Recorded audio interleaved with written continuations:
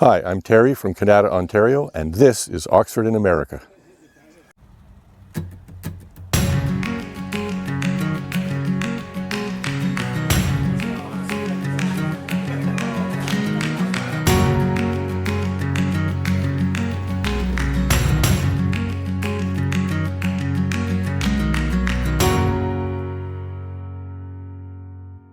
Hello and welcome to Oxford in America.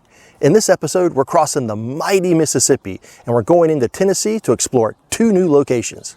So let's get started.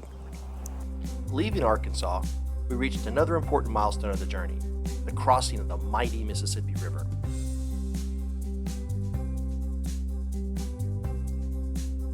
Now, the Mississippi River is not truly the halfway point across the United States, but it definitely feels that way. The Mississippi is listed as the fourth largest river in the world, running north to south for almost 4,000 miles. It was an early boundary for the westward expansion of the United States, and today serves as a critical waterway for modern commerce. Still, it's remembered through history for its paddle wheel steamers and the setting of many of Mark Twain's books, including one of his most famous, The Adventures of Huckleberry Finn. Our time in the state of Mississippi was short. We only covered about 60 miles in over an hour and a half. Even still, in that short time, the state introduced us to our first cotton fields, letting us know that we had truly entered the South.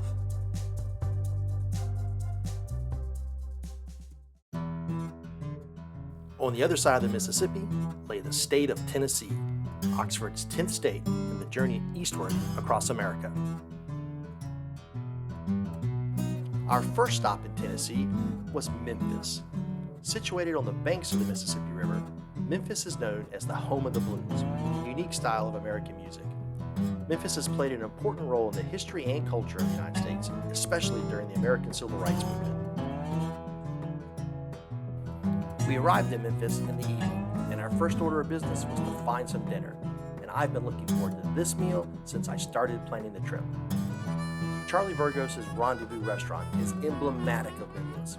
Opened since 1948, this hidden-away restaurant is credited with creating the Memphis style of dry rub barbecue. For the Oxford crew, it was a real special treat to enjoy some hot ribs and some cold beer while listening to Memphis blues piped in overhead to create a genuine atmosphere of Southern hospitality.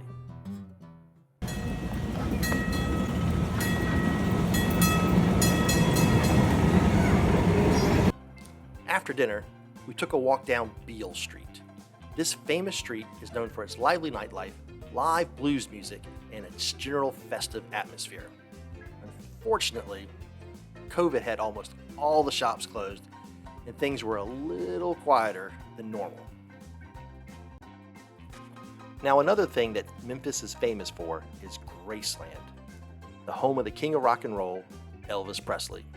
The Graceland Mansion and Museum attracts tourists from all over the world who all want to peek at the original rock and roll lifestyle.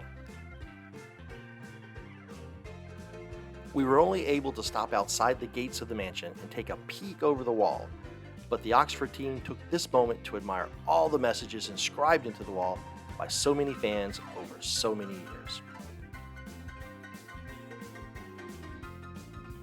While our overnight accommodations rested in the shadow of Graceland, they were slightly less glamorous than the mansion.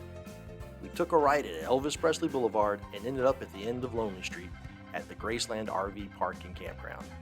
This comfortable little spot did provide us with the opportunity to receive a much-needed parts delivery from one of our friends, Dave Bobag, who provided Team Mickey with the proper size spring shackle bolt to sort out that temporary repair that we've been nursing all the way from Oklahoma.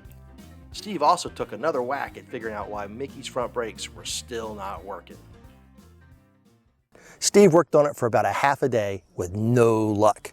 So, with half brakes, we journeyed on. And soldiering on was fitting for our next stop. We left the bustle of the Memphis city and stopped in for a visit at the Shiloh National Military Park, one of the great battlefields of America's past. In April of 1862, in the middle of the American Civil War, Union and Confederate soldiers faced off here in one of the bloodiest battles of the American Civil War. The battle was intended to determine the control of a valuable rail transportation and communication route and the ultimate control of western Tennessee with its critical access to the Mississippi River. 65,000 Union soldiers faced off against 45,000 Confederates over 2 days of intense fighting. The results were over 23,000 lives lost on both sides, and control of the area left uncertain. The attached Shiloh National Cemetery contains the remains of many of the soldiers that fought that day, with many of them left unknown and only marked by a simple square stone adorned with just a number. Well, that does it for now. In our next episode, we're going to continue through Tennessee, tiptoeing back and forth between Alabama and Georgia, and we're going to visit the birthplace of Jack Daniels. We'll see you next time on Oxford in America.